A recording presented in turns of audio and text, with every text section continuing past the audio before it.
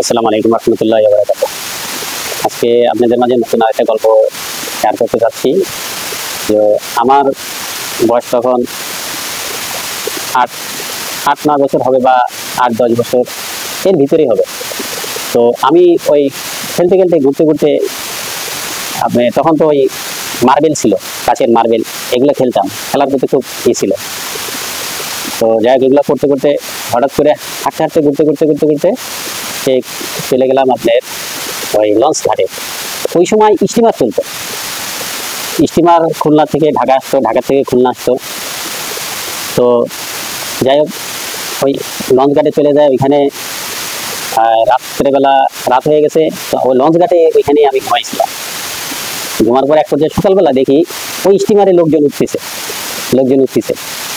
তো আমি চিন্তা করলাম, লোকজন যখন ওঠে স্টিমারে, আমি আমার সব স্টিমারে চড়বো। তো আমি ওদের সাথে সাথে স্টিমারে উঠে গেলাম। উঠে যাওয়ার পরে এক পর্যায়ে যাকে স্টিমার ছেড়ে দিল, চলতেছে, নদী দেখতে আসি, স্টিমারে যাইতে আছে। এইভাবে এক ঘাটে যায় স্টিমার থামায়, কিন্তু ভালোই লাগতেছে। ঘুরতে ঘুরতে ঘুরতে ঘুরতে কখন যে এই স্টিমার ঢাকা এসে পৌঁছাই গেছে আমি বলতে পারি না। তখন তো প্রায় 2 দিন লাগতো খুলনা থেকে ঢাকা আসতে স্টিমারে। হ্যাঁ, পকেটে পয়সা নাই, কিছু নাই, শখের বসে উঠছি। তো ওই ক্ষুদায় সারাদিন ক্ষুদায় ছিলাম।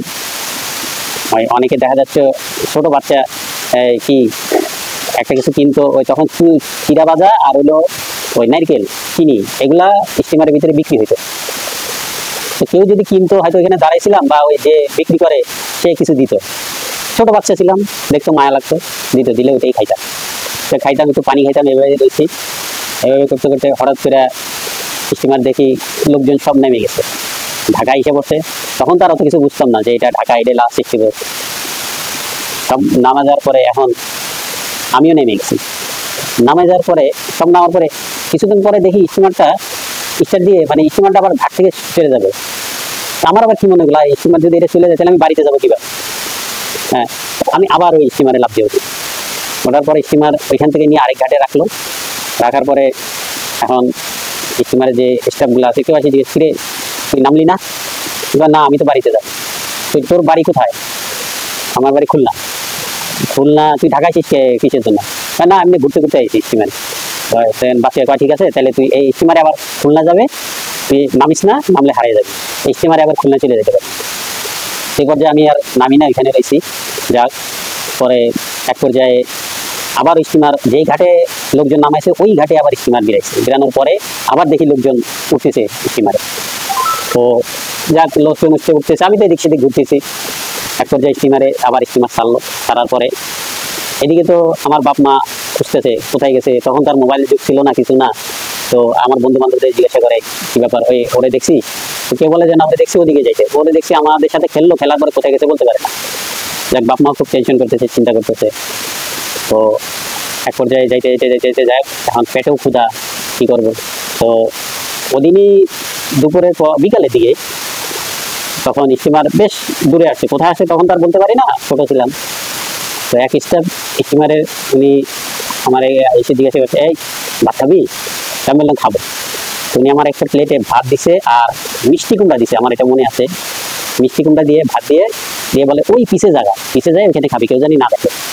হ্যাঁ, সুন্দর করে প্লেটটা আবার নিয়ে আসবে। তো সে কথা অনুযায়ী কাজ আমি ওই চলে গেলাম। ওই পিছনে যে একটা জায়গা আছে, ওইখানে বসে ভাতগুলা খেলাম। কিন্তু ভাতগুলা খাইলাম তখন যে আমার কাছে অমৃত মনে হচ্ছে, যে পেটের খিদা আর ওই সময় ভাত, মানে এত এত মানে মজা লাগতেছে। যাক, খাওয়া দাওয়া করে পানি খাইলাম, পানি টানি খাইয়া ওটা ধুয়ে আবার ওই লোকের কাছে ওই প্লেটটা আমি নিয়ে পৌঁছে দিলাম। প্লেট তো ছিল না তখন, থালা ছিল, এক ধরনের থালা ছিল, ওই থালা ভর্তি ভাত, অনেকগুলো ভাত দিছে এবং মিষ্টি কুমড়া দিছে। তো মিষ্টি কুমড়া বাজি আর ভাতটা খাইলাম, দিয়ে ওটা ধুয়ে দিয়ে আসলাম। আসার পরে যাক, এখন তো শান্তি লাগতেছে। এখন এর ভিতরেই সন্ধ্যা হয়ে গেছে, রাত হয়ে গেছে। এক পর্যায়ে প্রচুর ঘুম আসছে। তো স্টিমারে একটা জায়গা আছে, ওইখানে মানে আপনার কাঠ এটা রাখে। তো ওইখানে যে আমি একটু ঘুমাইলাম, কিন্তু ঘুমাইতে ঘুরতে কখন যে মানে সকাল হয়ে গেছে বলতে পারি না।